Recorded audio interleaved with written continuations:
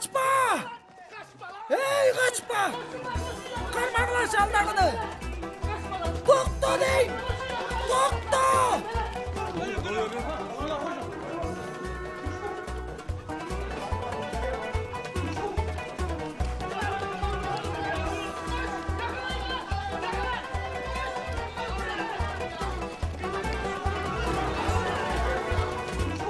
Oy yetmez mi? Döpçey butka!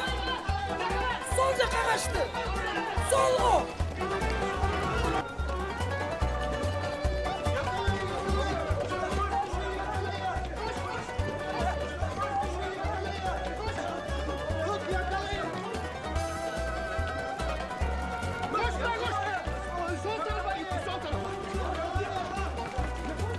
Kolum sıngır uğru dese! Doktor!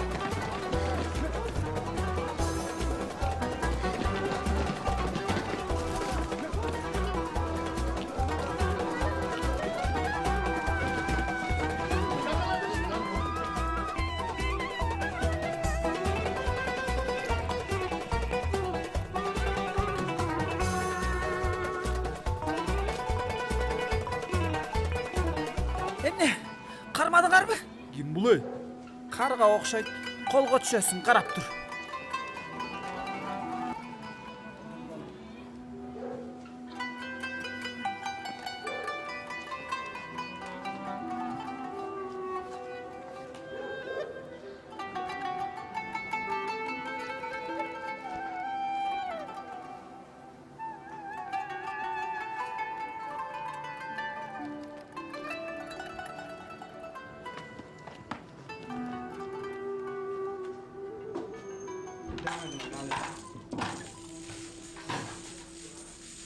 Selamünaleyküm.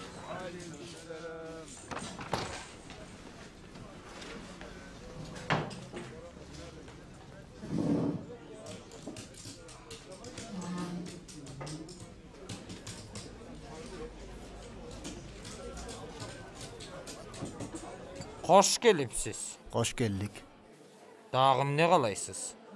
Var olbanız. Bolğan bir tilim limon bolsa yaxşı olmak. Yaşılça bazar 50 metr ıldıyacakta. Çayga koşu içsem mi degem? Bul jerde limondu balık menen, salat menen berебиz. Meylem eç nerse emez. Kızmatker okşaysız. O, жаңы дайындалдым. Бүгүн темашта бул жакта болобуз. Андай bolsa sizge biraz erecelerden aytıp koyayım. Biz bul жерлерде göçö kargaların jaktıra bermeybiz. Түшүнбөй калдым. Çayыңды iç dağı, joluna түш. Bul aymakta köp kattaçı bolbo. Bolbosa jak ayrılıp top çüzülöt. Ne deysin? Түшүндүм. Çay son demделиптир. Biz konoktan akça albayız. Конок эмесмин. Колуңуз менен кошо барыңыз. Ишиңер илгерилесин.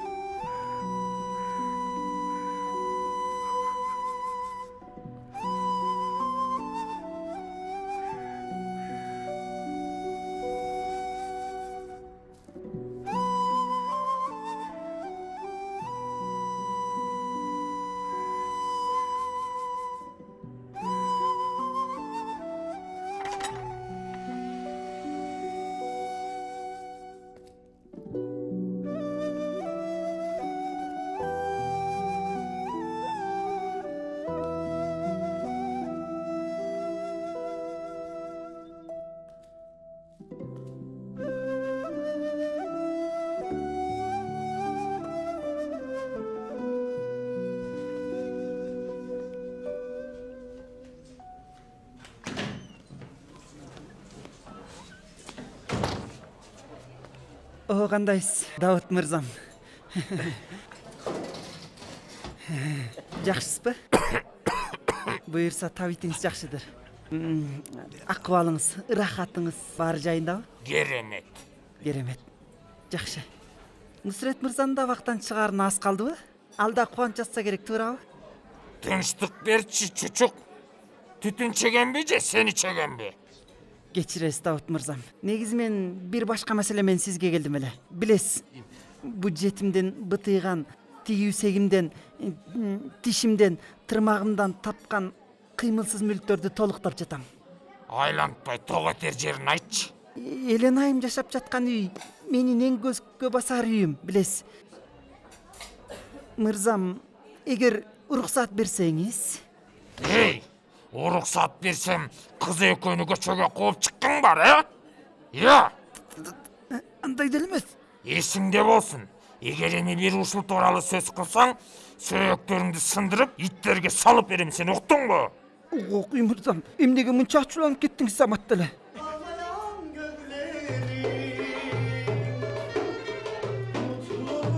Benim de hakkım, yalancı bir bahar gibi. Ne olur dinle beharcı. Sende bayılagan gözleri, sağarın algan sözleri, Jalgançı jazdın gününde. Gelsen bana götür bey. Rahmat, жигиттер. Мемдукчик, мына бул өткөндө сага тигип берген же болбосо ушул тапта ичиңде жүргөн форманын акчасын качан бересиң? Демөкчү болсом дагы маани бербей койдуң. Ушундай бе? Музыкага болгон сыйың ушунчалык эле? Андан кийин бул өмкөдө эмнеге музыка өнүкпөй жатат дейсиңер, я? Бир жолу болсо да колдоп койсоңор боло, тууганым. Жок, менин да кездемеге карыздарым бар да. Камуран, аркамдагы рекламадагы бул Фенербахче формасы эмес да, ой кудай ой. Мемдух, келчи мындай. Давут аба? Түшүндүрүп берчи бул кийимдин окуясын. Экөөңдүн сөздөрүңө түшүнүп болбойт. Аба, мындан кийинки кличкам красавчик Мемдух. Акыркы технология менен тигилген италиялык кездеме. Андан кийин тикмекчи Камурандын колунан өткөндө, Камуран! Аба, тең менен Нурсурет байкем эс алып жаткан жанына зыярат кылам. Мемдукчик, могу кийимдин акчасын качан алам? Капырай, кандай гана чучуйган кишисиң, Камуран. Макул дебедими, берем. Мына буларды да ала бар. Кийими менен чылымы. Аба, эртең чыккан атпайбы сыртка? Мемдух, Нусрет тыккан киши да. Сен алып бара бер. Мейли. Атос, Партос, Арамис, 1, 2, 3, 4. Sensiz ыйлаган көздөрүм, бактылуулук деген акымды. Камуран! Мен да чыгайын. Кийим ченеткен аялдар келишмек, күтүп калышпасын. Күттүрбө, Камуран.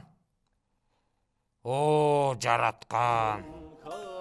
Kafeste aman, bülbülüm altın. Kafeste aman, öter aheste, aheste. Salam aleykum.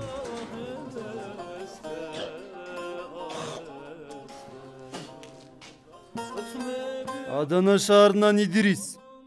Төөжинди Идирис. 25 жылмын. 15-нчи аттым. Дагы 10 бар. Тетиги жер бош. Кааласаң ошол жерде жатасың. Мен төрдө жатышым керек. Төрдү бошоткула. Эй тууганым, бул камерада бир гана кишинин үнү чыгыш керек. Ал киши да сен эмессиң. Токтот же алдыгы боздоткучуңду. Токтотпой эле койсок болмок. Нусрет агама арналган ыр болчу. Ким ал Нусрет деген?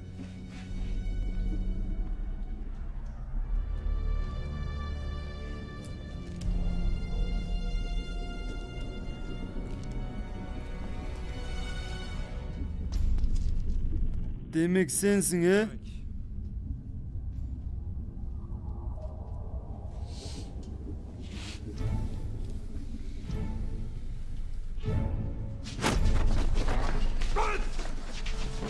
Koya bergile.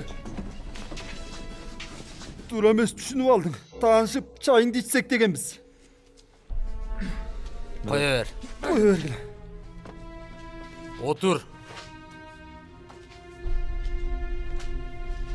Alıp gel çaydı. Sen eşikte daha uşintiп оңго солго түкүрөсүңбү? Tükürüp aldık Murat. Gönüp kalıptır biz. Sen бияка камалганың менен мээң сыртта калыптыр. Угуп ал досум. Бул чөйрөдө өлүмдөрдүн эң көбү мээнин жетишсиздигинен болот. Ошондуктан башыңды этияттап колдонушуң керек. Болбосо өкүнүп каласың. Чыныга куюп сүйлөөнүн кереги жок. Алып кел. Ошондо эмне кылган тас? Koy bergile. Koy ber. Эми тууганым, оозуңду чоң ачкын, макулбу? Ач.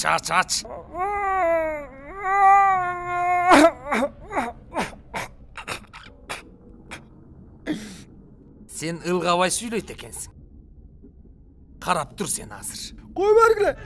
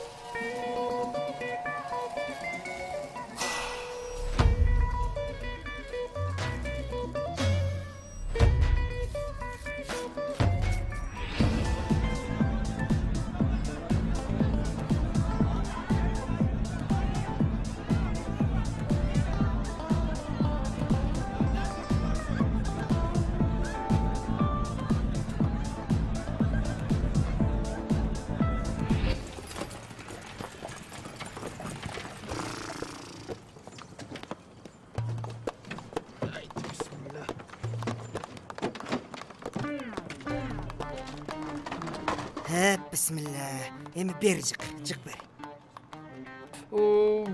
Orustun ölügünde yoğurga.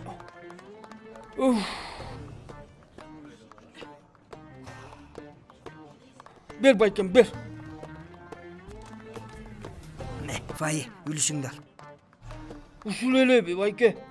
Ушул эле деген эмне? Эмне? Тең бөлүшкүн келип аттı эле. Ortağı bölümüz demedik bile kana. Milisa bizde kalma alsa. Löllör bizde aytabız dep süйлөшпөдүк беле. Менин арбам болбосо sen кантип лөлмүн деп айта алмак элең. Эй, мен ансы деле сенин арабаң үчүн берип жатам акчаны. А сенин алдагы ырайыңа берип жатат деп атасыңбы? Ооруп атат байке бай. Мал докторго да көргөзүшүм керек. Эй, сен көкме, галдир. А дегенде сен докторго барышың керек. Карачы, териңе батпай калыптырсың. Мейли, эми муну да калчы. Жеңем бир майрамдап алсын. Бул канча сом болуп берет? Жөнө. Аузу без. Ушуну жаттай элбой койдум. Кудай урбаса эле болду. Каракчымын. Жулабыз, тонойбуз. Аузу без. Узуну кандай эле?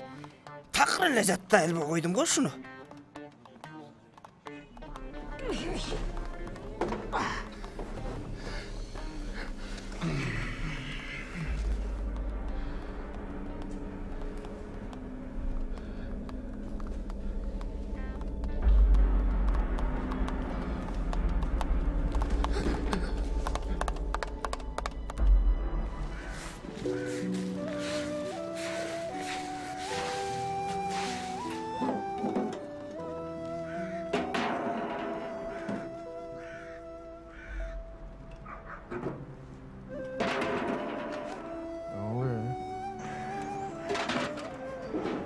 Эмне болуп атат я? Аузу биз. Тууган. Эмне болуп атат я? Кутмантагың менен. Кайдагы кутмантаң? А сен кимиси болуп калдың? Мен бул жердин жаңы кызматчысымын. Жаңы кызмат? Кызматчымын? Мен биякта кызматчысын сураган эмесмин да.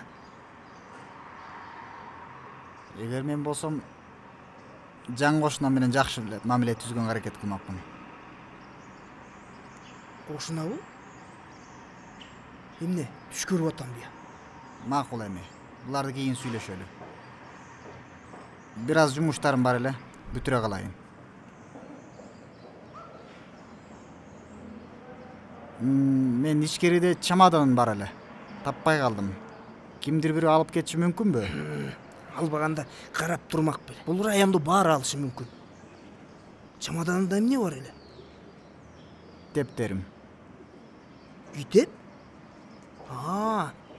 Эми байкеси биздин райондо аша чапсам 3 киши окуп жаза алат. Эгер чын эле китеп болсо, коркпой эле кой. Бат эле табылат. Буйруса. Ошентсе да мен бир карап көрөйүн. Балким таап калат да биз. Таң атпай, ачкарын китепти эмне кылат я бул? Дауыт аға, тигил жақтағы таштандылардың жанынан таап алдым. Кимдики экенин билесизби? Мен эмне вокзалдын кароолчусумунбу, Кайдан билейин? Сизден эч нерсе деле сураган жокмун ой. Райондогулардын баары сенин кафеңе келген үчүн сурадым. Эмне бар экен ичинде? Китеп бирденкелер. Таштап кой. Муну кечеки киши көтөрүп жүргөн. Жакшы тургула. Жакшы бар. Ичинде эмне бар экенин карачы. Бияка койсоң да.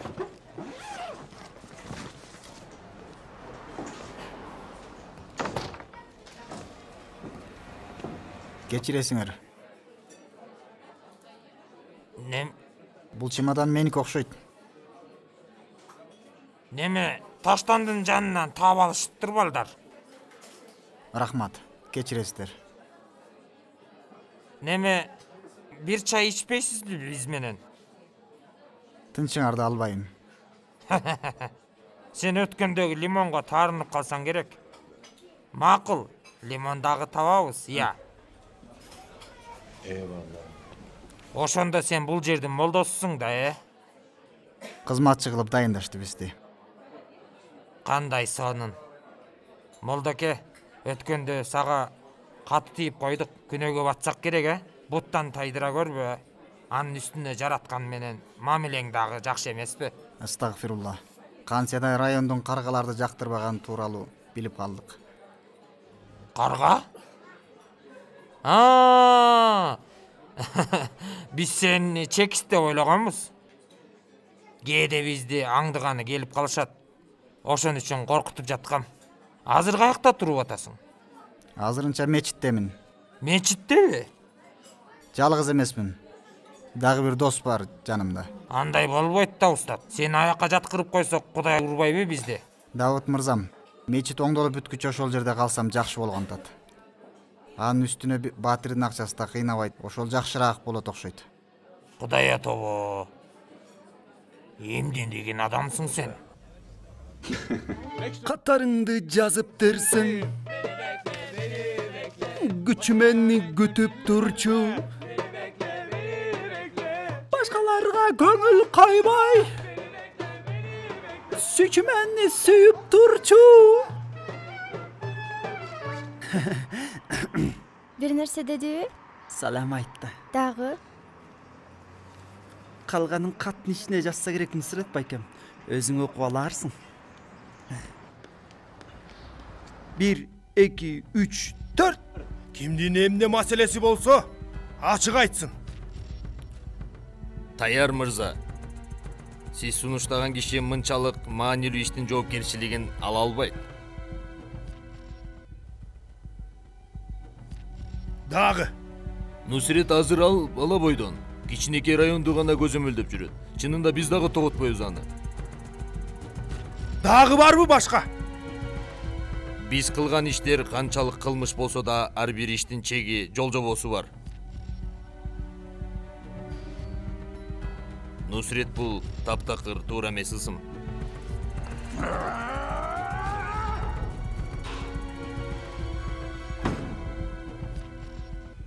Баарыңарын өлсүңөр. Башыңарда бир жок болсо,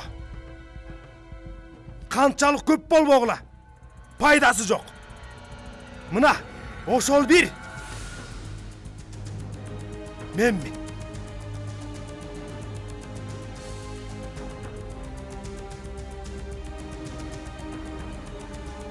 Бүгүндөн баштап Нусрет бул ушул жерде болот.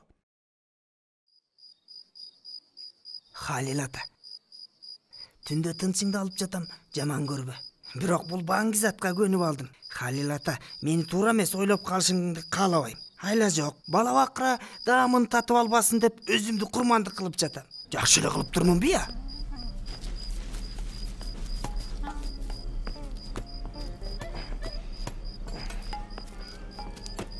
Бул жерде эмне кылып жатасың сен?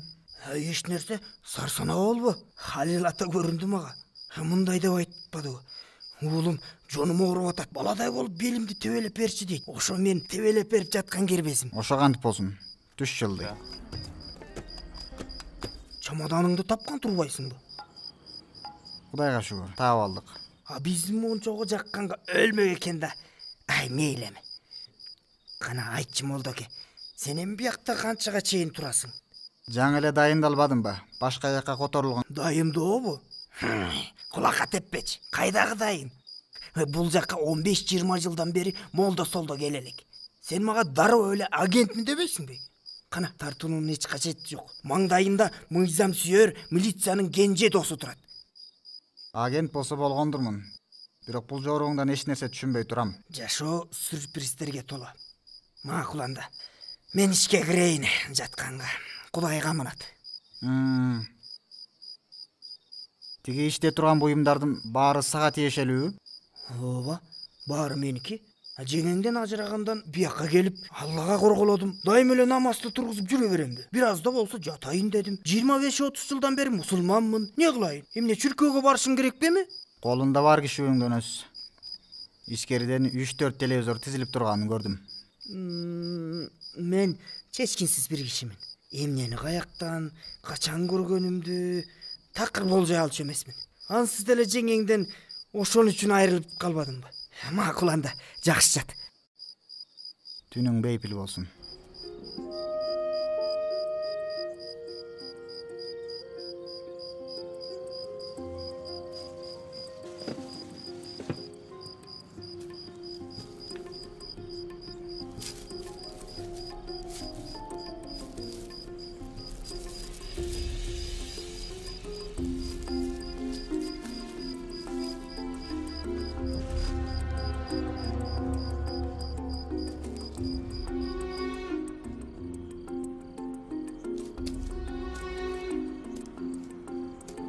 Устат, эмне кылып атасың эй? Алар биздин өпкөбүздү үзүп салышат. Бул жерде бир райондун өпкөсүн үзе турганчалык көп банги бар экен. Устат, ал башка нерсе дечи. Бул районду тааныбайсың, жаңы эле келдиң. Бул кылганың аябай акмактык. Районду тааныбасам дагы баңгизатты жакшы тааныйм. Сен сарсана болбо. Койчу эми өрттөбөчү булар. Эмне болуп атасыңар? Аузубиз. Эмне кылып атасың?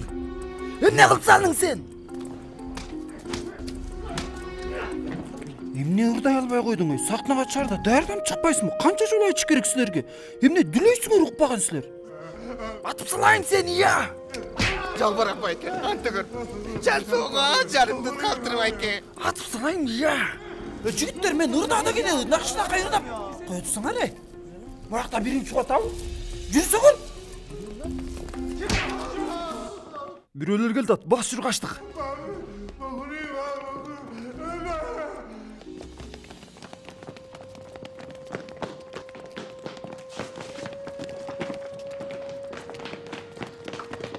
Эмнеге качып атышат булар я? Скода? Устат! Чечкиле балдар, чечкиле, болгула батпаттар. Скода, устат, чечкиле дейм.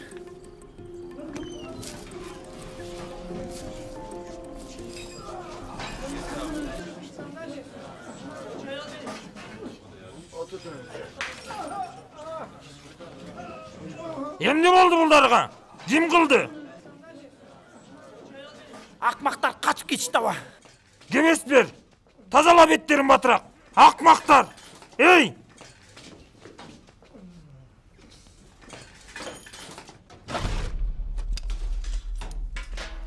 Эй!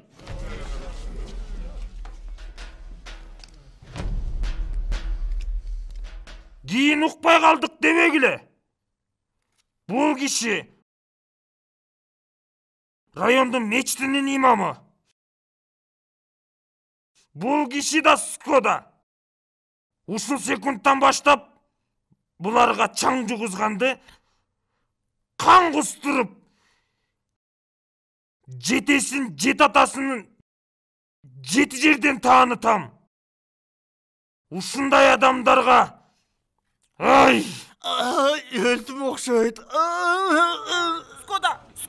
Өлмө Скода!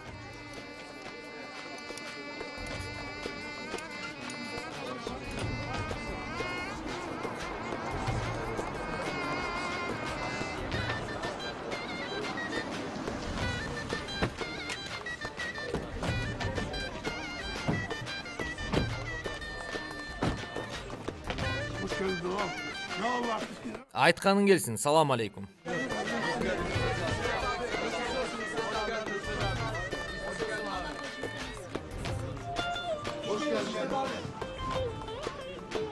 Ассаламу алейкум. Тамаңар таттуу болсун, агалар. О! Чамшар Нусрет. Кош келипсиң. Жүзүңдү бир көргөнгө зарыктык. Өркөнүң өссүн. Estağfurullah.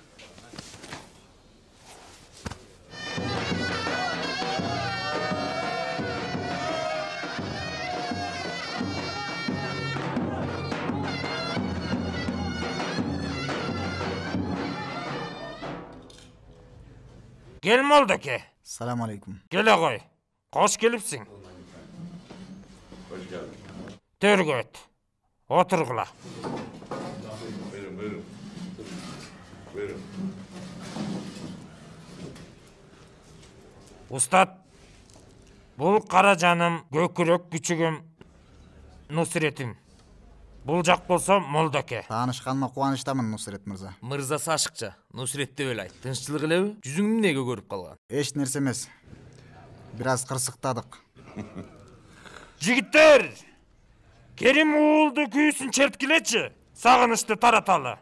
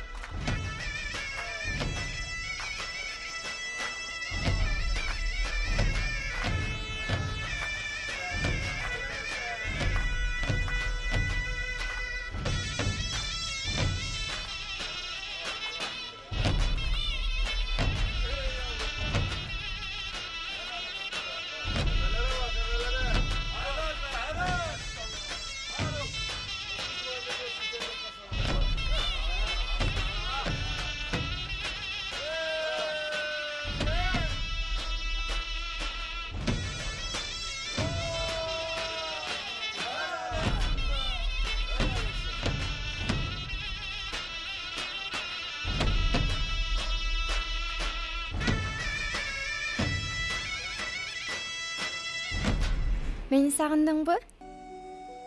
Чынын айтсам, ошол сезим сагынуу деп аталабы билбейм. Бирок эгер ошондой болсо, анда кусалыктан куурадым. Неге мындай табышмактатып сүйлөп атасың? Кантип сагындың? Мындай болот го, кишинин мурдунун кемирчеги сыздайт. Андан кийин бирөө келип өпкөсүнө минип алгансып, дем ала албай каласың. Эми ушул сыяктуу да. Сагыныптырсың. Бизди ким болсо билесиң да, жаштыгыбыз. Андай бизде жок. Демек эркектер ыйлап айтчы. Ооба да. Жашы чыкса көзүмө чаң кирип кетти деп алдашат.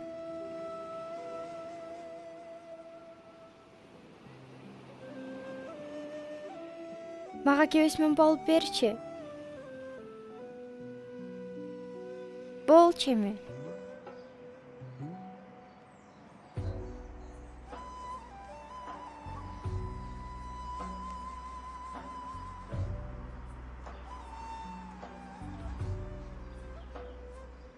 Нусрет дагы деле кебиз момпожайым келип жатат. Бирөө көрсө не дейт? Кашыктап тапкан авторитетин майрандай төгүлүп жүрбөсүн. Нусрет, сөз бер мага. Мындан кийин жаман иштерге жолобойм де. Жаман иштердечи сезимем. Жаман бир дүйнөдө жашап жатпайбызбы? Ыпластар кокобузга чейин каптап алганы качан? Каптай берсин. Ошентсе да сөз беришиңди каалайм.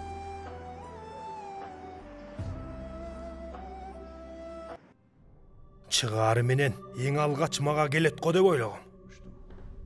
Районго бир тейип келели дедик, Таяр байке.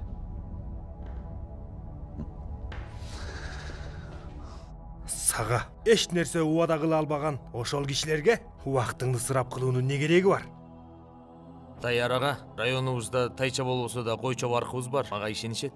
Райондук баркың менен жүрө берсең, шаар тартиптерин үйрөнө албайсың. Мейли эми. Бүгүндөн баштап чоң жыйындарда мен менен чогуу жүрөсүң. Ага, туура эмес ойлобу? Бирок аша чаап кеткен жокпузбу? Мен акырындап көтөрүлсөмбү дегем. 30га чыгып алып, баарын акырындан болуусун каалайсың. Я, бирок менин али алын эле көчпөс кегим бар. Ошондуктан баарын ылдам бүтүрүшүбүз керек. Эмне болгон кек? Кекпи Нусрет? Жанын алуу керек.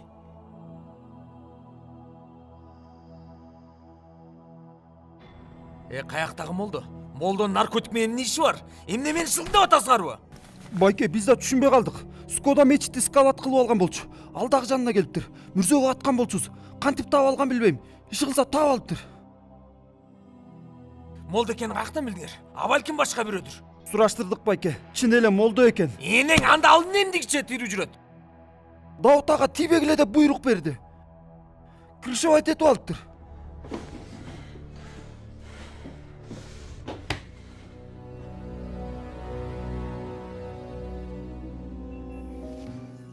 Бул бала бардыгын жоготкон убагымда келди.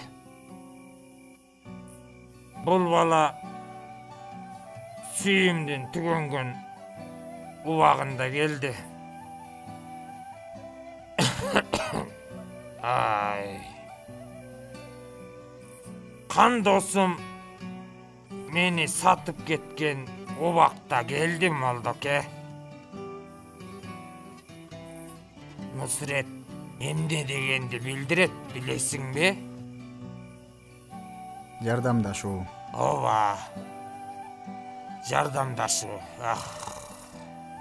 Жүрөгүбүздөгү мээримдин баарын ага төктүм, молдом. Сен да оңой киши эмес экенсиң. Таярдын баардык баңгизатын өрттөдүң. Аксөк Таярдын. Арам сийдик Таярдын.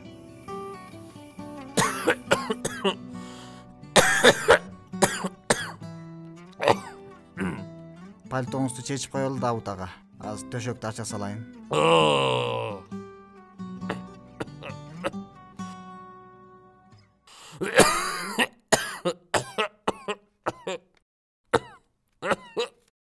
Жакшы элесизби Давут мырза? Ой, жанагы жеген курмалар кычтырып атат, устат. Жакшымын. Жакшы элемин.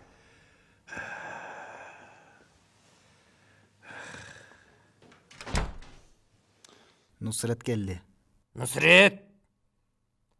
Оğlum!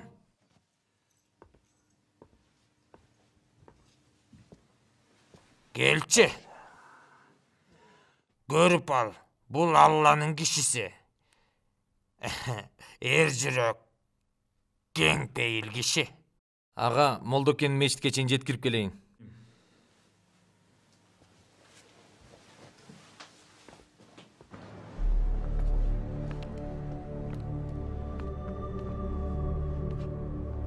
Мечиттин коросунда бир сандык баңгизатты өрттөптүрсүң.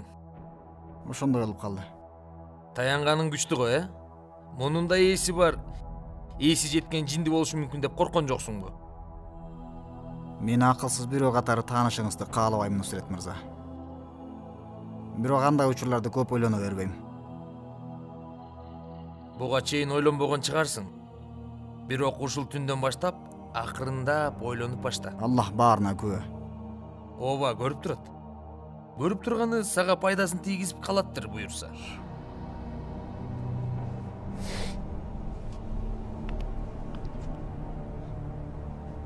Айтмакчы, Дауыт атама дуа кыл. Көлөкөсүндө жашап жатасың.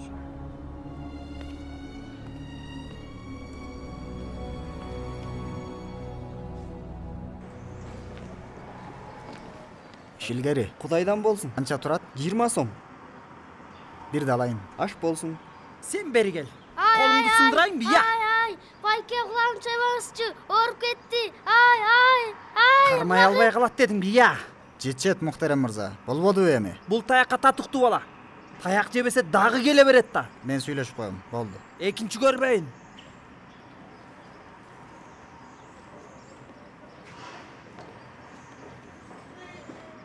Атың ким сенин? Абдулла. Абдулла. Кандай сонун атың бар экен.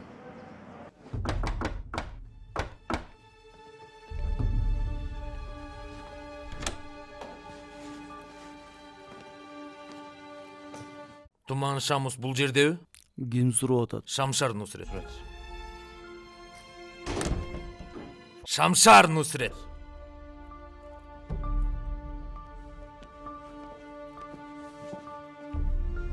Шамус байке, Шамшар Нусрет жолугам дейт. Болбойт эткенде көрүп айтасыңбы? Бошобой атканды. Бошот. Бошоткула!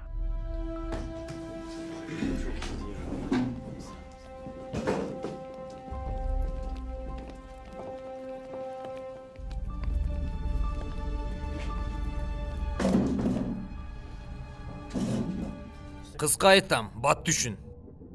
Таярдын мага берген мүлкүн тизмесин билесиң да. Дал ошолдон бир куту бересиң. Бизге жогору жактан мындай буйрук келген эмес. Буйрук бул жолу ылдый жактан келди, Шемус. Дал ошондон бир куту бергиниң.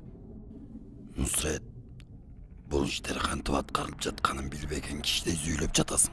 Бизге буйрук келгенде гана мүлктөрдү унаага жүктөп алып келип беребиз. Жолдо тинтүү болбойт. Болсо да табылбай калат. Өзүң билеп иш жасагандын башы кетет. Башымды тобокелге сала албайм. Мен дагы деле сала аласың деп ойлоп турам.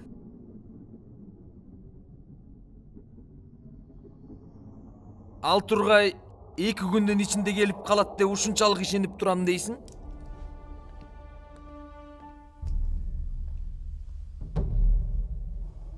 Демек, бул кодо Мухтеремдин нандарын согуп аткан Тургайбы? Атың ким сенин кодо? Аты Абдулла. Бир топко чейин мени менен жашайт. Мечиттеби? Ооба.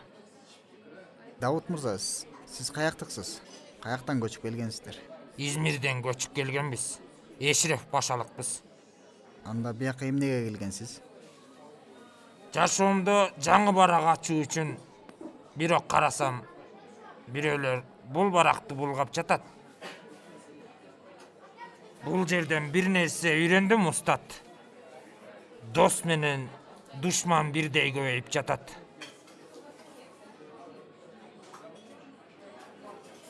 Ассаламу алейкум. Алейкум ассалам. Махиңер жагымды болсун. Бияка отурбайт белеңиз.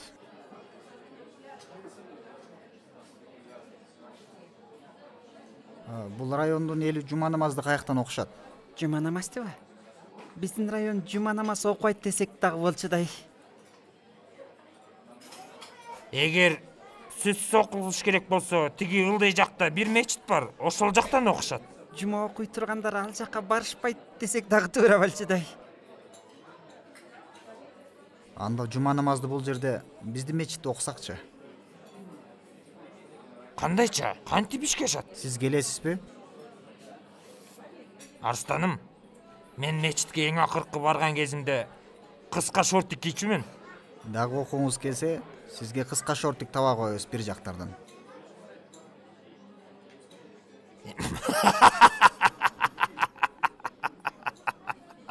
Ай, эмне деген адамсың сен, устат?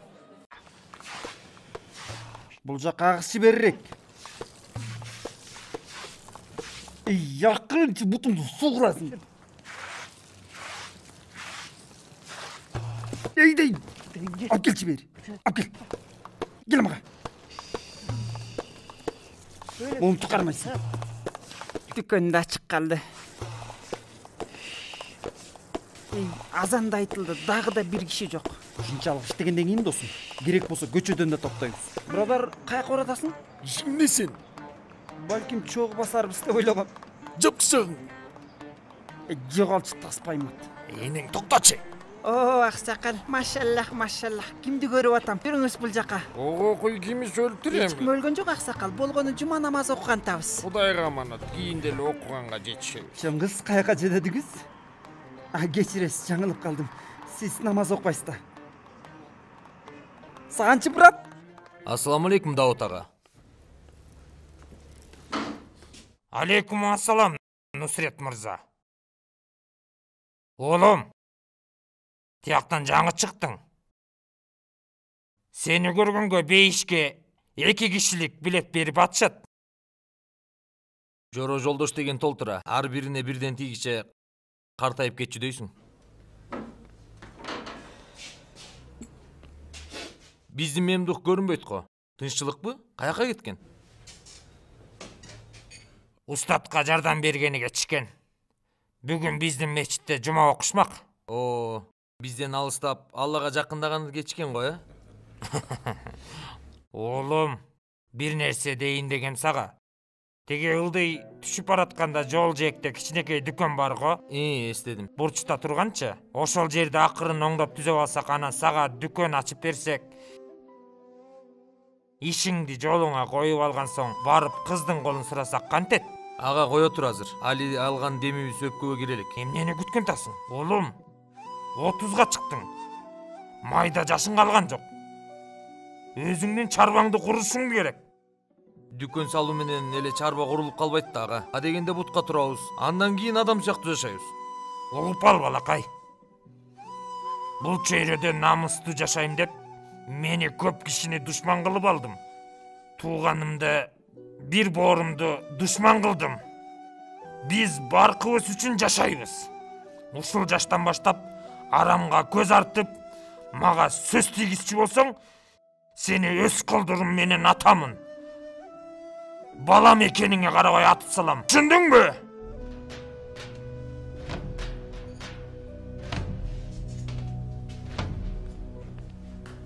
Түшүндүңбү? عيال الثلاث عيال الثلاث عيال الفلاح عيال الفلاح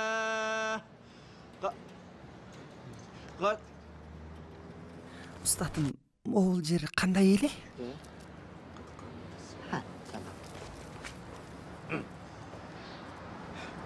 قد قامت الصلاة قد قامت الصلاة الله أكبر الله أكبر لا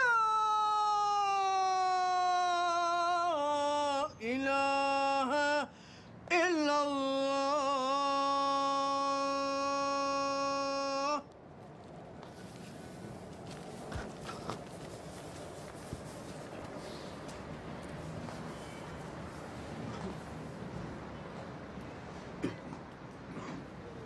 الله أكبر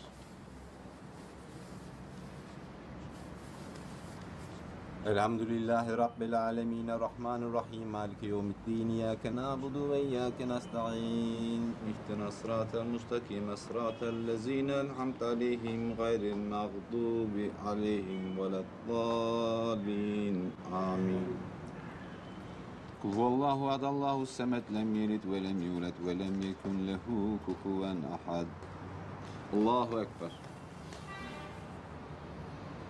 سمع الله لمن حمده الله أكبر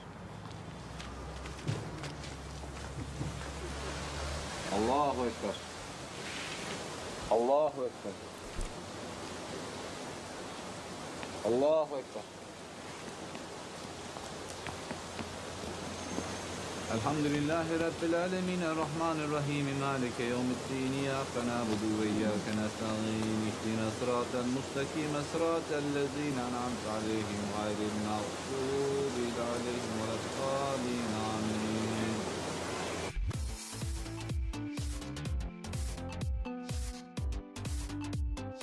Брат, түшүнсөңүз, бир жумага кичине кечиктиргенде токшойбуз. Эмнеге кечиктирген тасыңар? Өзүңүз көрүп атпайсызбы, брат? Кардарлар жок болуп атпайбы? Сага бичинин кийимин кийдирип, билетсек көбөйөбү кардарларың? Кандай дейсиң, я? Ансыз да ишибиз шаштан көп. Эми сага кардарларды биз таап берелиби, я?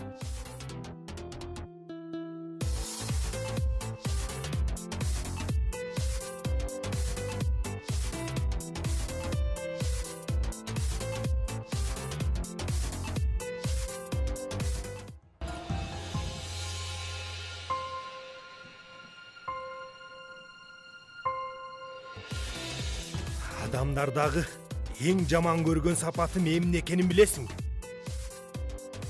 От кайдасаң бокко качкандар. Сен аларга кол тойгон дүйнө куруп бересиң. Бирок алар болсо сени менен болбогон тыйындар менен эсептешип, шагыңды сындырат. Анан сындырып жатканда ал кылган иштеринин эч билинбей кыла тургандай мамиле жасагандары ошол дарбыздай баштарын тарсылдатып черткендигимди келтирип турушат менин.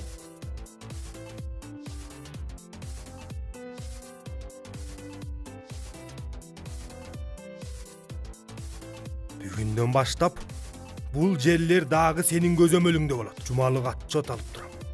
Ийне жибине чейин.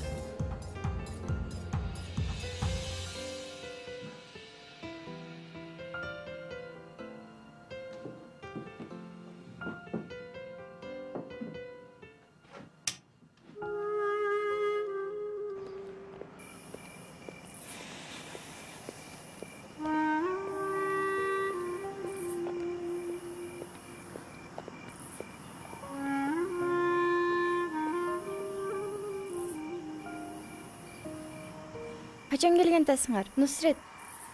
Каяка? Аңкоо болбойчу калп эле. Колумду сураганы. Эмне сурогуң өтүп баратабы? Уруштун сөзүн сүйлөөчү. Иштердин жолун салышым керек, сезим. Ушул абалыбыз менен кантип келмек элек? Кайсыл ишиңди айтып жатасың? Райондо да көрүнбөй кеттиң.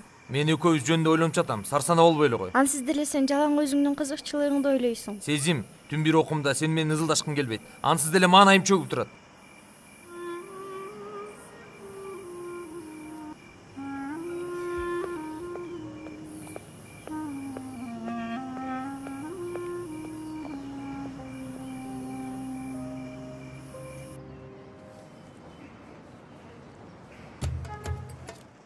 Тилектеримди кабыл кыл, Халил ата. Райондогулардын ырыскысын мол бер. Жашоо шартыбызды оңдочу. Жылына бир канча жолу эс алууга барып туралычы. Болбосо бул кышта иштер болбой жатат. Сен ансыз деле жагдайды түшүнүп турсаң керек. Карачы, бул жолкусунда таза чүпүрөк байладым. О, мен. Салам алейкум. Ва алейкум салам. А дегенде муну тактап алалы. Сенин кайрылууң негизи туура эмес. Халил ата сыяктуу улуу аалым туурасында сүйлөп жатканда этият сүйлөнүү сулуш кылат элем сага. Бул жерде жаткан маркумдун аты Саадуллах экен. Өзү салдырган мечиттин короосунун коюлууну керес кылып кетиптир. Соодагер экен. Сен кайдан билесиң аны? Эстелигинде жазылып турат. Ошондой дечи. Эмне эле дубаларым кабыл болбой жатат десе, аты Саадуллах турбайбы? Дагы жакшы. Саадуллах ата, туура эмес ойлоп калба. Элибиз караңгы. Эмне кылып атасың? Кой тийбе. Мен Саадуллах мырзага абалды түшүндүрүп коем. Каргышка калтырасың бизди. Кудайя тобо. Жүр эми чай ичип чыгалы. Кел тасыңды оğlum. Жумурткага ургам, муздап калат. Сиз жей бериңиз ата, мен кетишим керек. Кудайя тобо десе.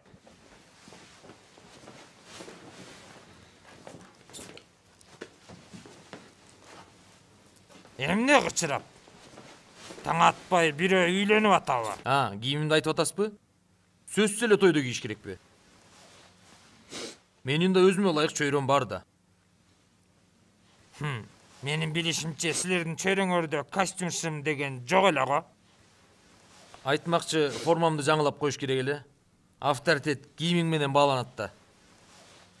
Авторитет жүрөк менен, билек менен болот.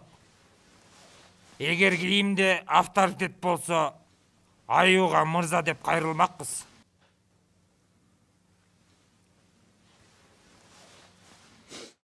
Кечигип атам ата. Мен кеттим, Кудайга аманат. Демек ишим жүрүшпөйт да дечи. Ооба, ошондой. Анда сага бир сунуш айтып көрөйүн. Мечиттин иштерине жардамдашсаң, айлыгымдан сени менен бөлүшөм. Кандай дейсиң? Эме... Бирок берки жумушуңду таштоо шарты менен. Мындай да эме. Бул иш мен үчүн иш эмес. Бул иш мен үчүн жашоомдун маңызы, жашоого болгон көз карашым, жашоо стилим. Эми менин Робин Гудтан айырмам болгону кедейлерге бермей, ушул эле. Бул ишимди токтотууга мүмкүн эмес. Ого там Файе. Тырышчылыкпы? Эмне? Ат өлүп калдыбы? Жасалма дем алдырыңбы? Куткара албай калдыңарбы? Анда экөөбүз өнөк болбой калат экенбиз. Албетте. Ат өлүп калса да өнөк бузулат.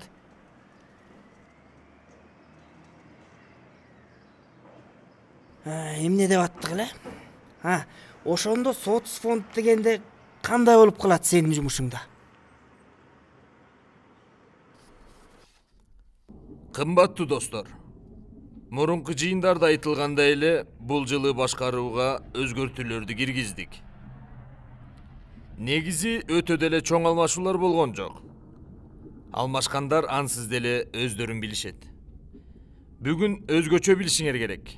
Болгон нерсе, Нусрет мырза мындан кийин бул общактын баңгизаттарынан жоопкер болгон экинчи киши. Аны менен катар көңүл ачуу жайларында ал көзөмөлдөйт.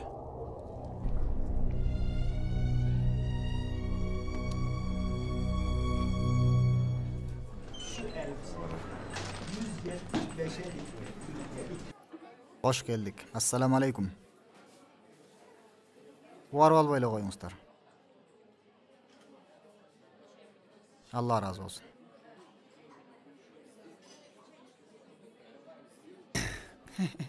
Устатым, дүкөнчү достор менен сүйлөшкөнбүз. Бир канча суроолорубуз бар. Динге байланыштуу болгон үчүн сиз менен кеңешелдедик. Астагфирулла. Айта бериңиз. Устатым, Мухтарем мырза менен таанышкансызбы? Өзү да көп илим жыйнаган адам. Мухтарем мырза менен таанышалы. Амансызбы? Устатым, бир топ илимий жыйналыштарга катышкам. Кандай сонун? Арасынан эң көп таасирленгеним биздин айылдан аксакалдардан кеңешинен Ульви карыя бар болчу. Мындай заттар 100 жылда бир келет, устатым. Туура айтасыз, туура. Устатым, туура көрсөңүз, көп убакыттан бери түнөп келаткан бир маселе туурасында суроом бар эле. Берип көрөйүн. Абдулкадыр Гейлани хазратлары энесине мурун төрөлүптүр дейт го шумдук. Муну кандай түшүнсөң болот?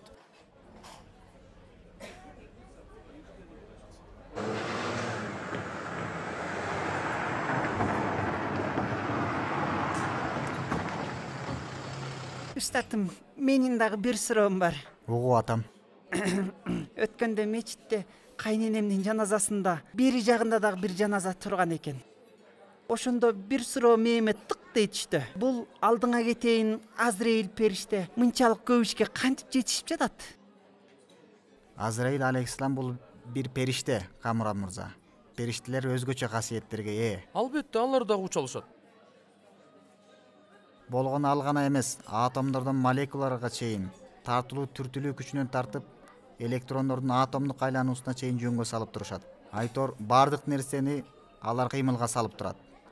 Ушунча миллеттин арасында бирден көп адамдын жанын алуусу түшүнүксүз болбосо деле керек. Эми устатым, баары эле сен экөөбүздө эмес да. Түшүнбөй калгандар да болсо керек, туурабы? Устатым, түшүнбөй калгандар үчүн маселени дагы да жөнөкөйлөтсөң. анда мындай деп элестеткиле. Көктөгү күн бирөө эле, туурабы? Ошондой болсо да бардык тарапка чачкан жарыктар бардык адамдардын көздөрүнө бир убакта тиет жана бардык адамдар күндү бир убакта көрө алат. Анын сыңардай Азраил дагы, Азраил алейхиссалам бардык адамзаттын жанын бир убакта ала алат. Жамгырлуу күндө кандай болуп калат деп мыктыс бир суроо сурайын дейм. Бирок отургандардын илимий даражасы кыйналып калат го. Нусрет байке, кош келипсиз байкем. Бул эмне кылып жүрөт биякта? Сукбат бар байке. Райондуктар маселе сурап жатышат. Дин, иман жөнүндө. Эй! Эмне сага бияк мечитпи? Күрмөңдү жонуңа сал да жөнөл бул жерден. Хутба айткың келип жатса, жума күнү мечиттен айт. Мен хутба айткан жокмун. Достор менен маектешип отурабыз. Кааласаңыз сиз дагы сукбатка катышыңыз. Мен бир кишиге жогол дегенде, ал адамдын тирүү калышы үчүн орточо 1 мүнөтү бар. 10 секунддан калды. Молдом, жогол. Өзүң кашынды. Жогол! Чыгып кет! Нусрет байке.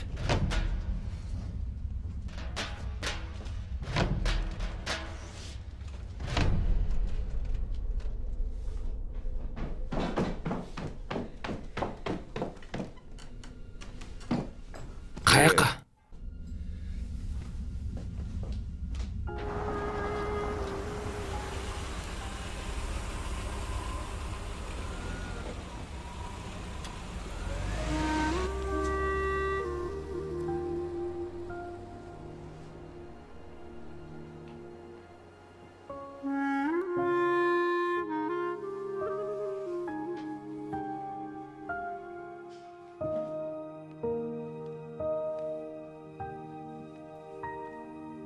Байке, бүгүн дагы сабак окуйбузбу? Албетте окуйбуз. Бирага дегенде эшикке чыгып эс алып келели. Макулбу? Жүрү анда, үстүңө кийип ал.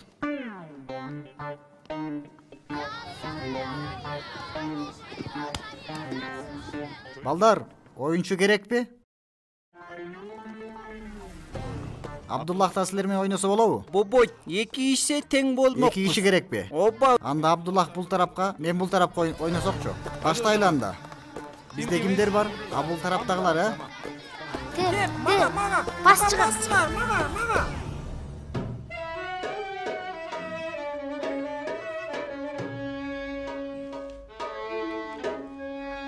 İzmir'in kavakları dökülür yaprakları.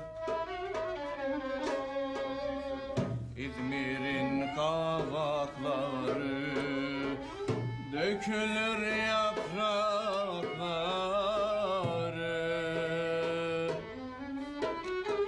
Bize de derler Çakıcı, yar fidan boylum, yakarız konakları. Ой Давут ага, көтөрчү көңүлдү. Буйрса баары жакшы болот.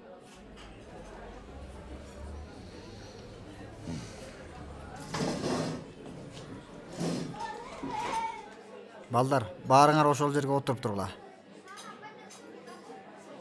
Ассаламу алейкум. Алейкум ассалам. Сулайман мырза, тиги балдарга суусундук бересизби?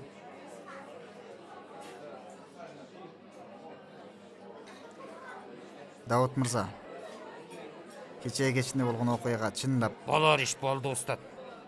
Отурчу биринчи.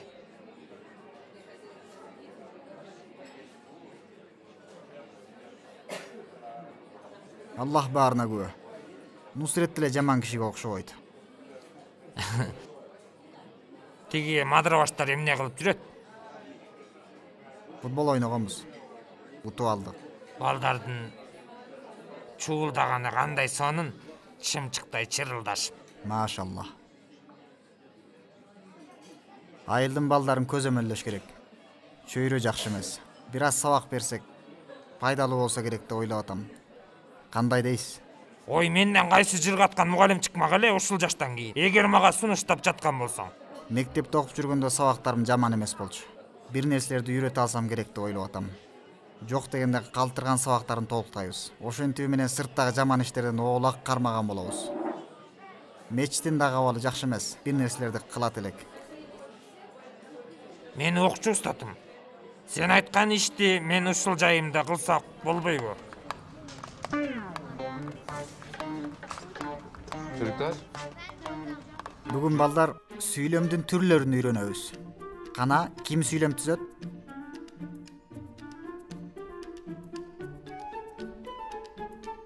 Устатым. Сөз сизде. Эшреф пашалык чоңмуштумдар бир братты мүчөлөгөндөн кийин суусактагычты көздөй ыргытып жиберишти.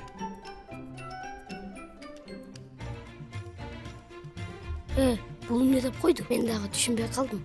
Рахмат. Кана балдар, биз кайра Мехмет Акифке кайталы.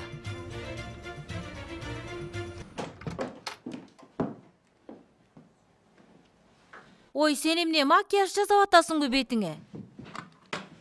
Эшикке чыгам, апа. Сүйлөшпөдүк беле мурун эле. Эшикке чыгарыңда эртерээк айтышың керек болчу. Курбуларым менен жолугам. Кызым, эч жака барбайсың. Эмне, сендей болуп өлүмдү үйдө отуруп күтүшүмдү каалап атасыңбы? Эмне кылып атасың? Кайда жүрөсүң? Эч нерседен кабарың жок, куурчагым менин. Сага бир нерсе болбосо экен деп корком. Куурчагым дейсизби? Камсаначу эч нерсе жок. Болбогон бир жашоо. Эч нерсени күтүп кереги жок.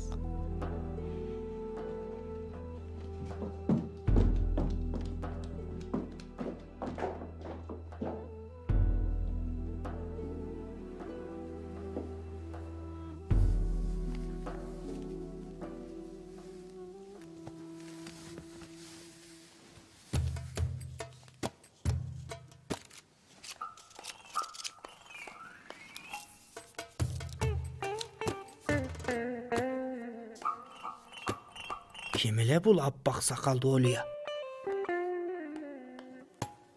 Дарвин. Дарвин ата, жүзүнөн нур чачырап атканын карачы. Машаллах.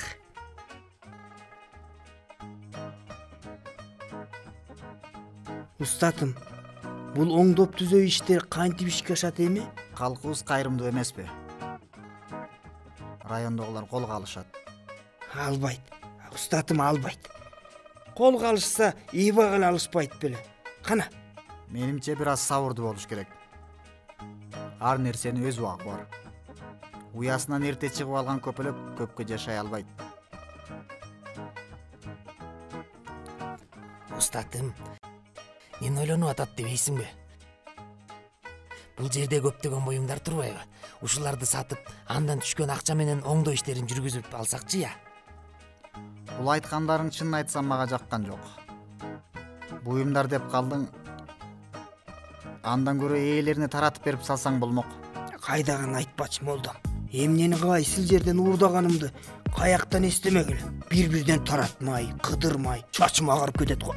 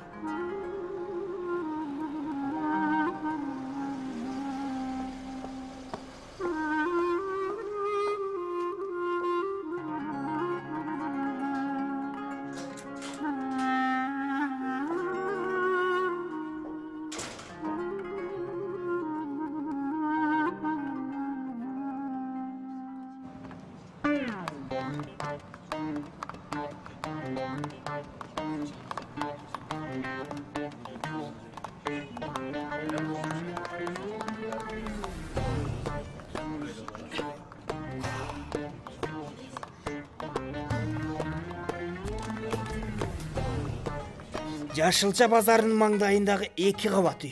4-чү батир. Сен муну алат экенсиң анда. Ала кой. Болуп турганда боордошум. Атаңдын буюмундай көрүп колдоно бер. Кана кимдин кезеги? Жеңе келиңиз. Эмнеңиз бар эле? Мен моонан бышыргыч менен кир жууган машинаны алым келип атат. Бул жер эмне элдик дүкөн беле? Же мародёрсуңарбы? Каяктан эмне урдаганымды мен абдан жакшы билем. Кана берчи дарегиңди. 108 үй, 15 батир. Байке бай, мүдүрүң менен жолугушум керек. Мен сыяктуу булбулду таба албай каласыңар кийин. Бул жанрдагы эң мыкты репертуар меники деп жатпаймы сага? Токто дейм. Кудай атова. Сен жоон үндү ырчы издештирип жаттың беле? Ошол жоон үн мына менде бар мына. Байке дейин. Көп болсо 2 мүнөтүн кетет. Бир угуп көрчү ырдаганымды. 2 жыл бою сахнага салам бербей каласың. Сен музыкадан түшүнүгү бар кишиге окшоп турасың, Байке бай. Азыр бир сосуп койсом, бармагыңды тиштеп, эмнеге мурун эле келген жоксуң деп шилекейиңерди агыстасыңар. Сага бир нерсе айтайынбы? Кой бер, кирсин. Мына айтпадым беле. Баскыла жүрө. Байке бай, өнөр адам менен мынтип сүйлөшкөнүң туура эмес негизи. Ырчыны ырдатып сынайт. Бул дос каалаганча ырдайт, түшүндүңөрбү? Мен сахнада ырдабайм. Мончодо ырдайм. Үйүмдүн мончосунан. Бу да биякта тура. Кеттик бас. Мемдух. Эмне деп атасың? 1 жылдан бери тигинин артынан чуркап жүрбөйсүңбү? Ушул сахнадан ырдайт элем деп. Бир өмүр артынан чуркаган кишибиз деле бокко жарабай калды Нусрет байке. Демек мындан кийин дагы этияттап жүрүшүбүз керек экен. Мага каршы чыгып молдону колдоп жатасың, э? Молдо биздин айылдын кишиси. А сен кимдин кишисиң? Баскылай.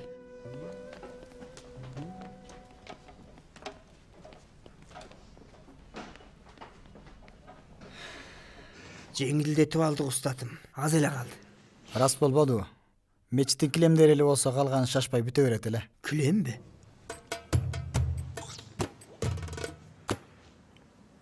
Аракет кылалы. Курсагың ачтыбы? Биз чай-пай ичели дедик. Жок. Рахмат. Силер жегиле, көп иштедиңер. Кудайга шүгүр. Жүрү апу. Курсак тойгузалы. Дагы жумуш көп. Келат, мага бир смит ала келгилечи. Макул устатым.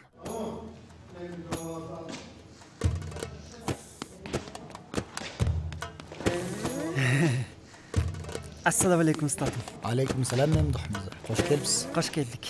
Келерин келдик устатым. Маанай жок бир аз. Тынччылыкпы? Сиздин сухбаттарыңызды сагындык устат. Тиги Нусрет байкебиздин чатагынан кийин айылдыктар сабакка келерги жок кантейин эми? Негизи досторду мен да сагындым. Башка бир жерде отурсак болобу? Мисалы каякта? Бияк жарабайт. Эч ким келбейт. Ачык айтып коеюн. Алар бизге келбесе, биз аларга барабыз. Башка чайканага барсакчы? Башка чайканагамы? Тахирага шейшемби күнү 20-25 киши келебиз. Үстөлүңдү, чайыңды, шорпоңду даярдап тур. Ал ортодо чайдын баасы тууралуу дагы сүйлөшөбүз. Болбосо башың менен жер казасың. Макул артисим. Кудайга аманат бол. Кандай? Жаңы жумушуңа көнүп калдыңбы? Болуп атат. Бул иште эч кимге боор орутпайсың. Мына ошол ишиңдин ийгилиги. Кер.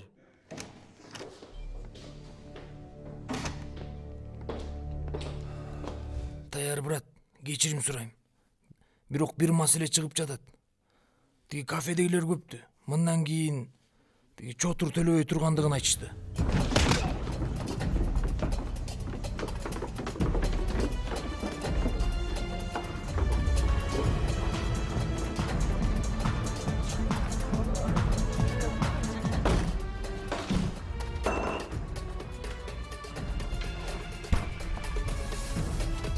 Отурай, брачка.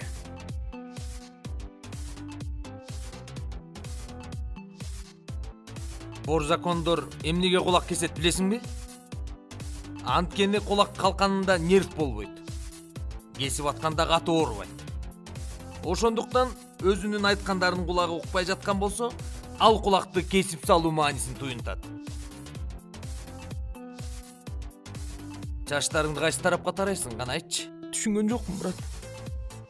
Чачтарыңды дейм. Кайсы тарапка тарап жүрөсүң? Эми оң жакка. Ай, анда сенин оң жак кулагың укпай турбайбы,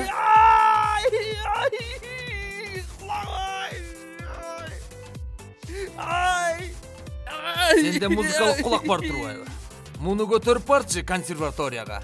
Кандай кабыл алышар экен? Кеттик баскыла.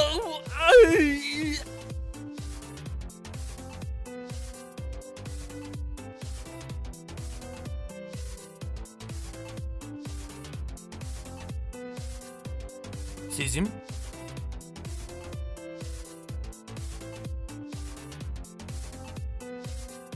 Эмне издеп жүрөсүң биякта?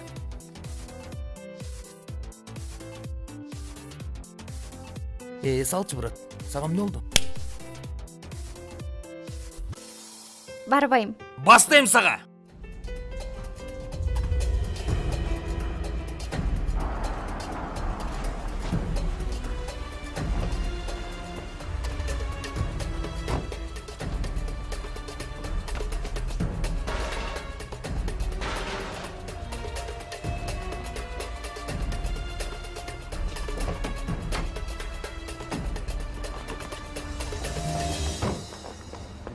Дагы бир жолу ишке чыкчу болсоң, ширактарыңды сындырам. Энеси, сага да айтып атам. Экөөңөрдүктен камап туруп, өрттөп жиберем, уктуңарбы?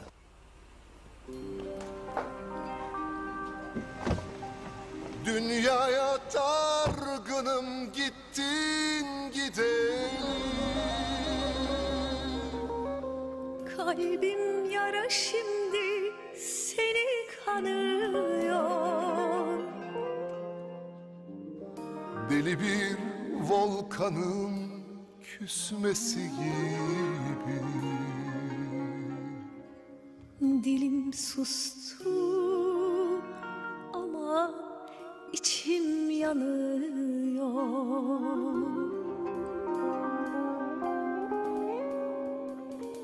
Kendine saklanmış bir kaçağım şimdi. Kendine saplanmış kör bıçağım şimdi. Soğuğa dağlanmış kor sıcağım şimdi. Dilim sustu, dilim sustu ama içim yanıyor.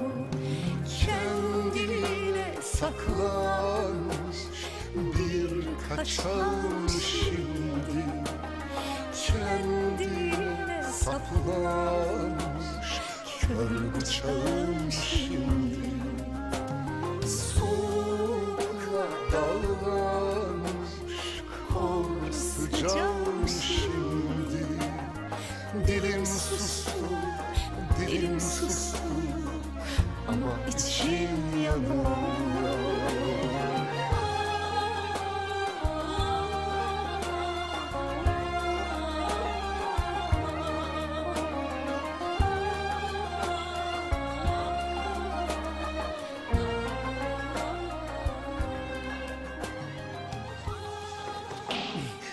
Assalamu alaikum ustadım.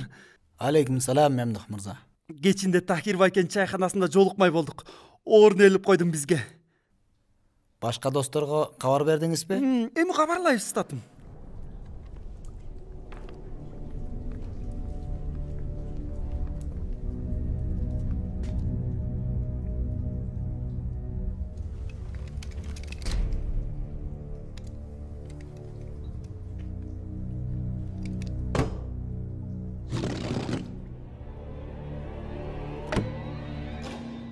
Шамшар Нусрет көңүлдүү күн каалайт силерге. Нусрет. Каяка баратасың? Келген жагыма. Нусрет. Эч жака барбайсың. Отур мояка. Нусрет. Нусрет. Эмне кылып атасың, Пончик ау? Пончик дейсиңби? Кличка айтмай жок, күнөө болот. Кечир, Комран досун. Кечинде Тахир Байкен чайханасында сухбат бар. Уламыш токтого жеринен уланганда тозбай. Макул, канчада?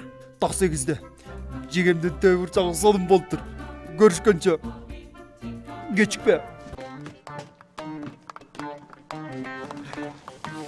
Устатым.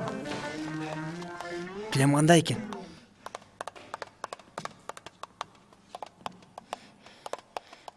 Экөөбүз эмне деп сүйлөштүк эле? Бул жерге кой.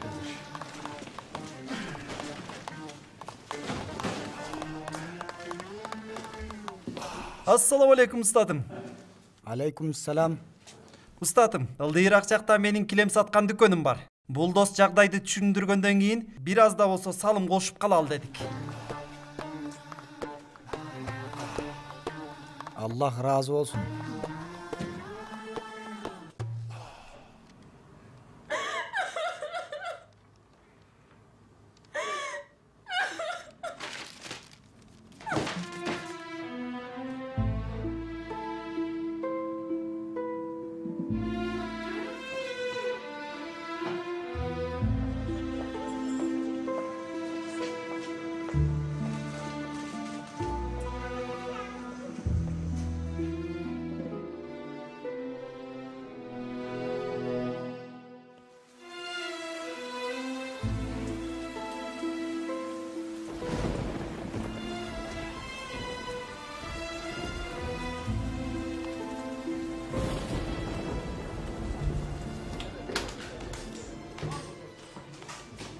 Устатым, кош келипсиз. Алейкум салам. Отура бериңиздер. Убара болбой эле коюңуздар.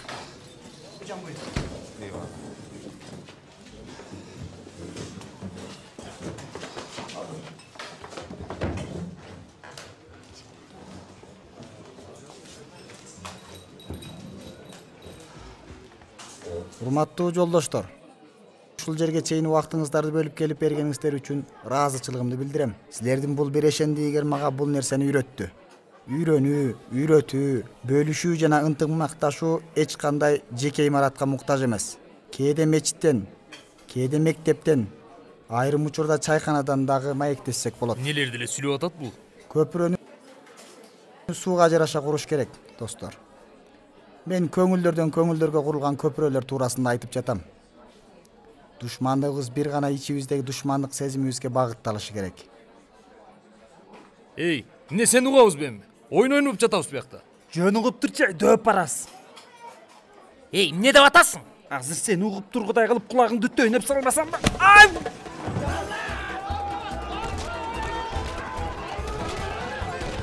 Жигиттер, токтоткула.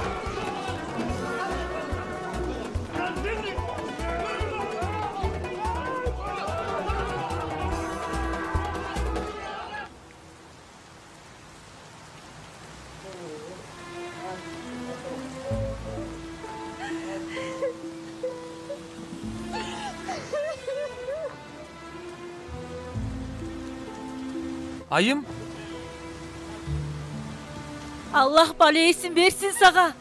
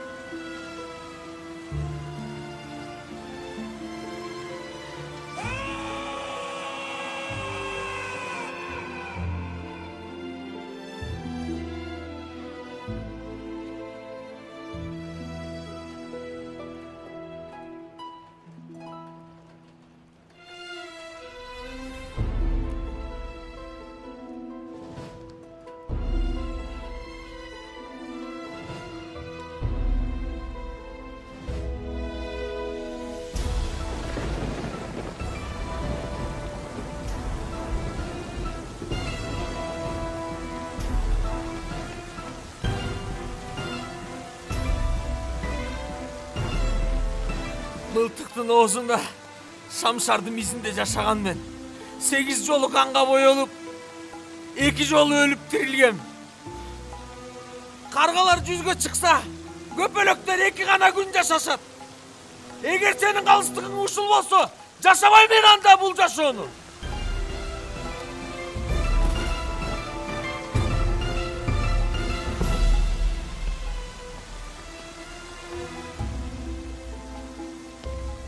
Эми тиги дүйнөңдү да көрөлүчү.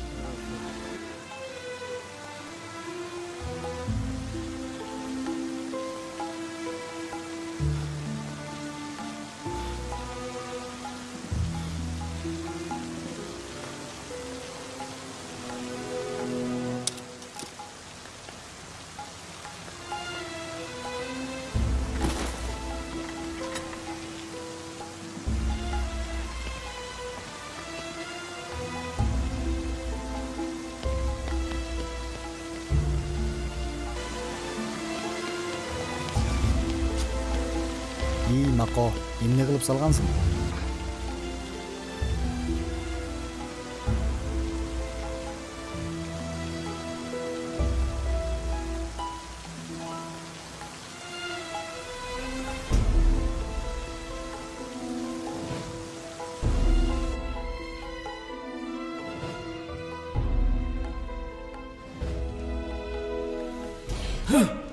Oğlum.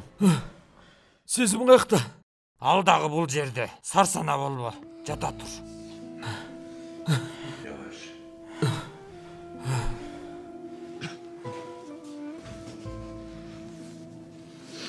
Мени сезимге алып барчы ата. Oğlum, капельницаң али бүт элек. Ансыз деле абалың оор.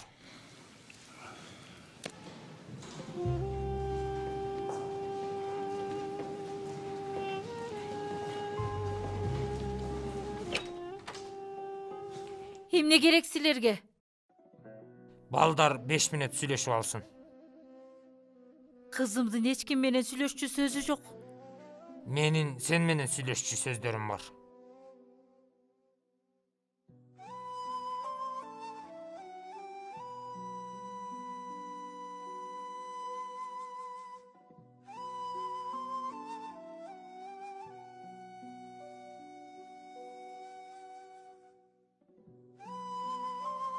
Сүйлөшчү сөзүм бар деп аттың беле? 25 жылдан бери тилимдин учуна келип качып кетчү болду. Өлөөргө келгенде баатырсың да, сүйүүгө келгенде эле коркоксуң. 25 жылдан бери арстан терисинин артында коркок болуп жашадың. Мен болсо сени сүйгөнүмдүн акысын четке кагылуу менен төлөдүм. Андан дагы жаңы төрөлгөн чиедей кызым менен. Кылмышкерлердин чоң жыйынында мындай шарт коюшту. Сүйүүнү же бизди танда дешти. Учурунда мен аларды тандагам. Бир аялды карай албаган киши кол тойгон районду кантип карай алмак эле? Тиги жаңы келген молдонун жүзүн көңүл коюп бир карачы. Эмнени көрөсүң билесиңби? Сүйүү. Болгондо дагы бардык адамдарга жеткидей мол сүйүү. Бирок түшүнө аласыңбы, аны билбейм. Себеби ал сенде жок да. Жактырган кызым менен кандоозумдун ортосунда калгыдай кылып бир тузак коюшту. Мен экөөнү тең жоготуп алдым. Эми болсо бир уулум бар. Ал менин өмүрүм. Елена район алмашты. Райондуктарды алмашты. Кел эми уруксат берсең, биз жетпеген максатка алар жетишсинчи.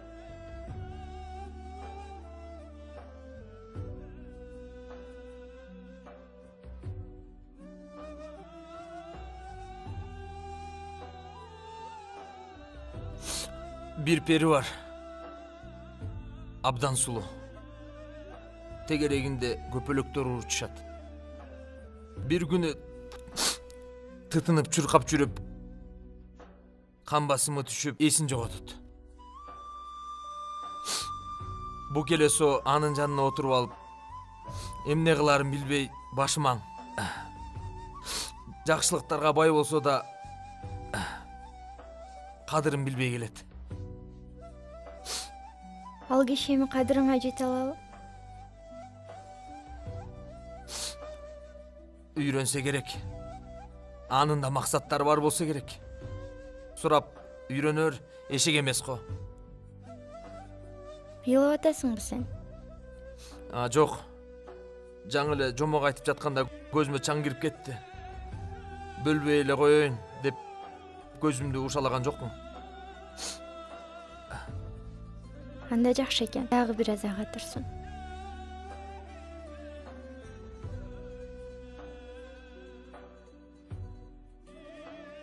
Эки өлүмдөн бир жашоо пайда болот, Нусрет.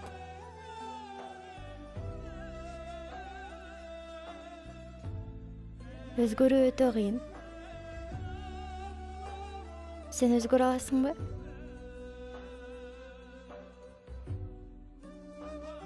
Özgür alamбы билбейм. Бирок мени өзгөртчү кишилерди билем.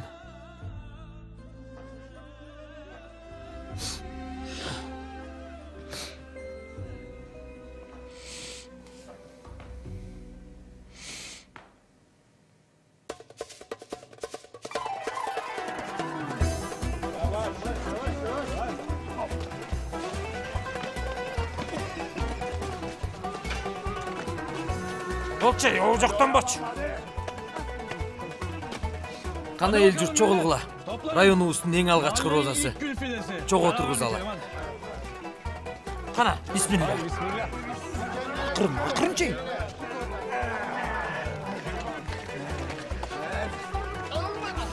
Can suyunu ver, can suyunu ha. İşte bu.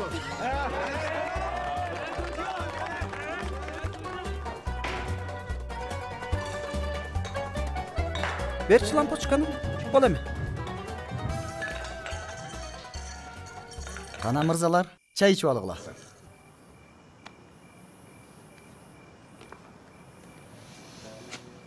Көпөлөктөрдүн өмүрү эки эле күндүк болсо да, эмнеге 2 күн бою эмгектенишет? Кызыктар болсоңуз керек.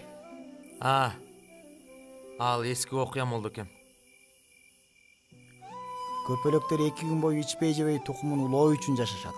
Башкача айтканда кийинки көпөлөктөргө өмүр тартуу улоо үчүн жашашат. Ушул өңүттөн карасак, ал 2 күн абдан маанилүү убакыт. Кудай кечиреби бизди, устат. Чекебиз бир да жолу саждага тиелек. Ырайым кылабы бизге. Давут мырзанын жанында чоңойдуңуз. Канча жолу кечирди эле? Балким 100 жолу, балким 1000 жолудур. Анын жүрөгүнө ошончолук мээримдүүлүктү салган Аллах кантип кечирбесин? Кечирет. Аллах кечирсин.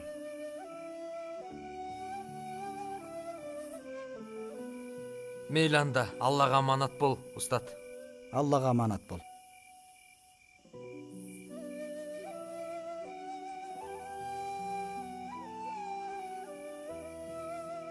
Өтө эле сагынып кетиптирбиз бул жактарды. Таштап кетпе анда. Нусрет, сага да чай коеюнбу? Берсеңиз сонун болот эле.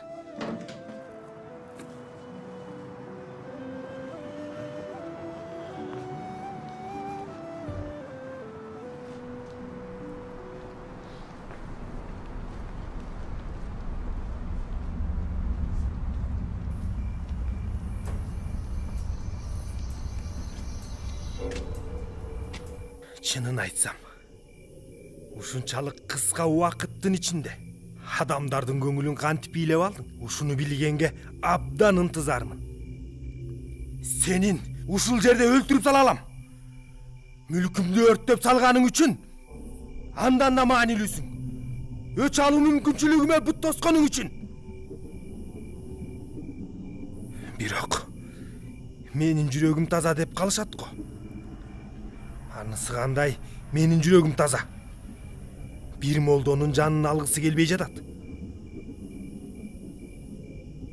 Ошондуктан эртең көзүмө көрүнбөй жоголушуң керек. Болбосо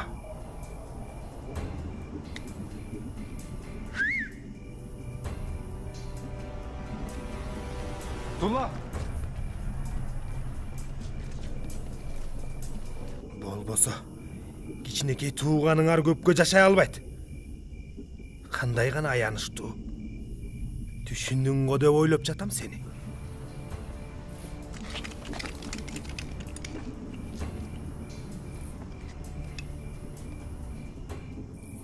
Сенин жашооңдун чымынчалык баркы жок экенин мен ансыз деле билемин.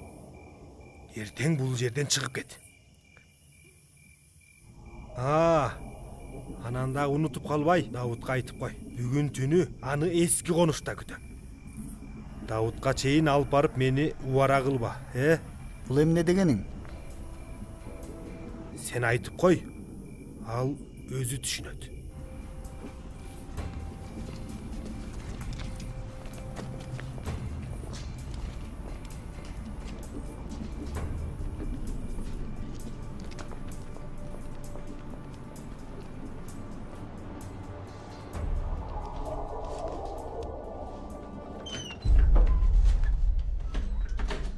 Давут мырза. Бир мүнөткө сүйлөшүп алсак болобу?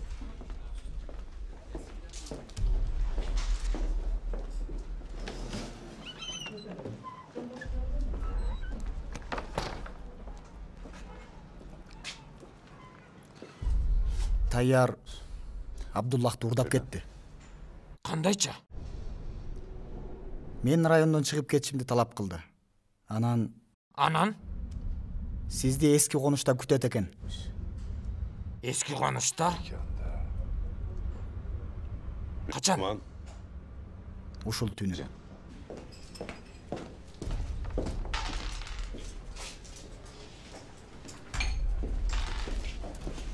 Ата кайка жөнөдүңүз?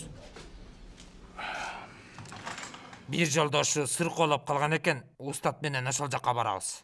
Эмнеге жашырып айтып жатат? Устат сыпайы киши. Досунун бир жери ооруп жаткан экен, сарсана болбо. Ата, эртерээк келчи, отуруп маектешели. Сагындым. Кудайга аманат бол.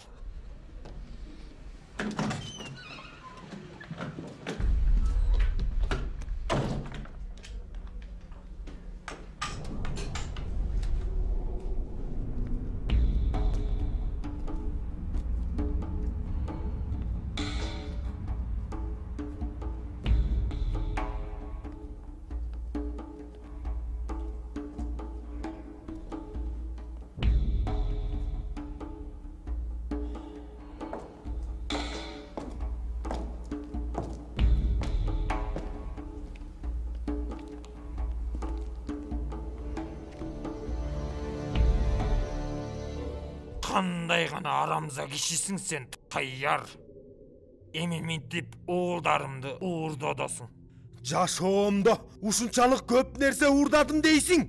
Сенин уурдалган балаң мага кеп эмес. Маселенин тобетер жерин сүйлөшөлү, Тайяр.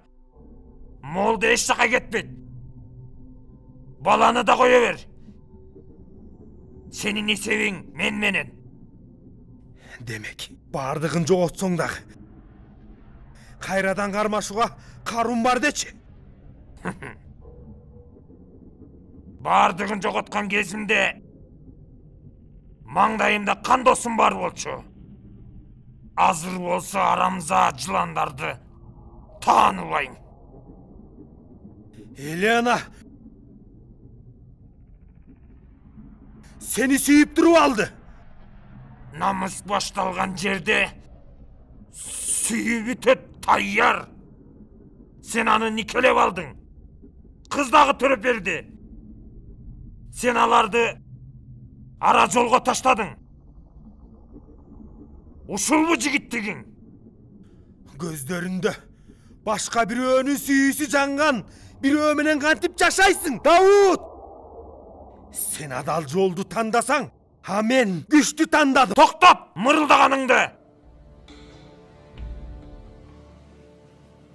Күч сынашабыз. Eski şart menен.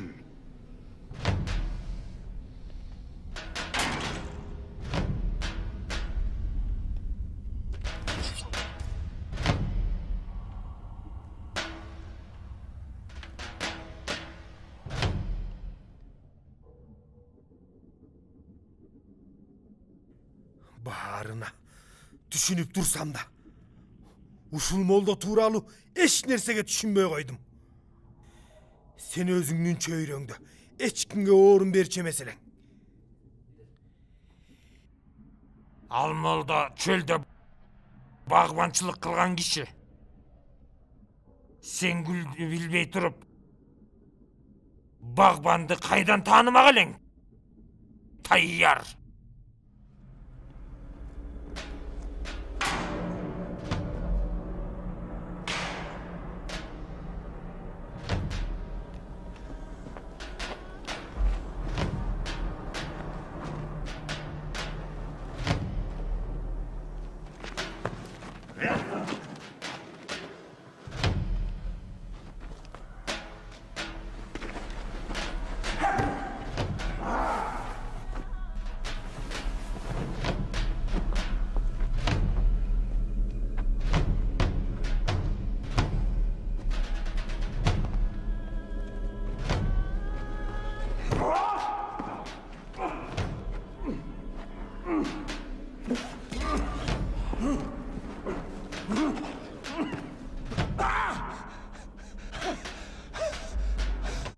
Tayyar, seni muzdasam, özümden de kanım agat. Moldonu cayına koy. Nusretli dağı.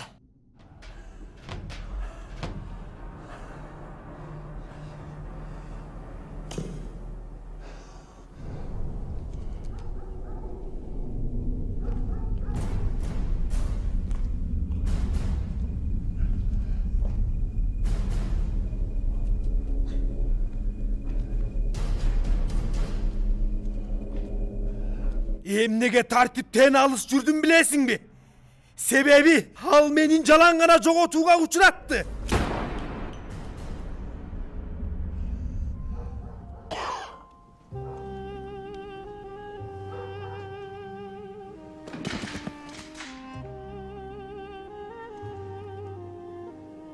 Эй, эсил кайран уулу Давут. Ушул жерге чейин белең.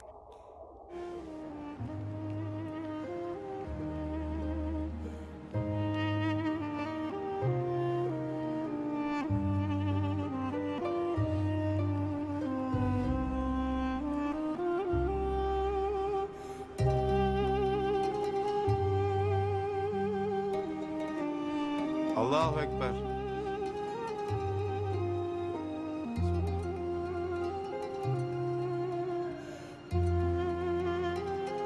Allahu Ekber.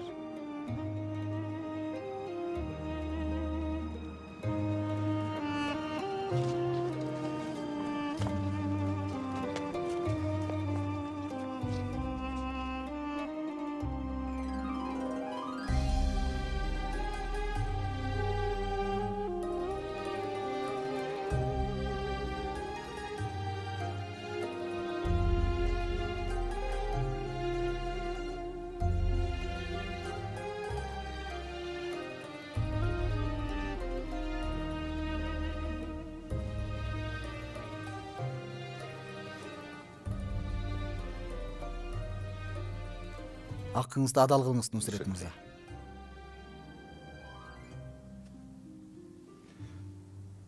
Kıyalımdağı nerse bul emes bolçu. Hakkınızda adal kılыңыз.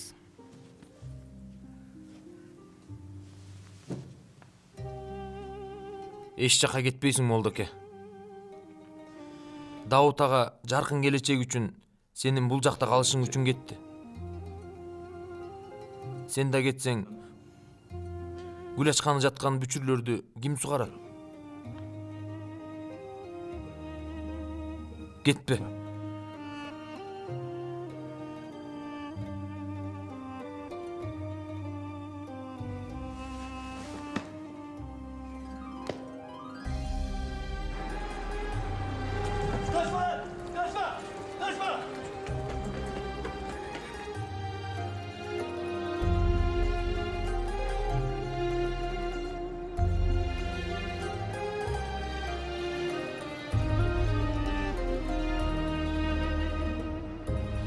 Son 2 3 1 2 3 hop.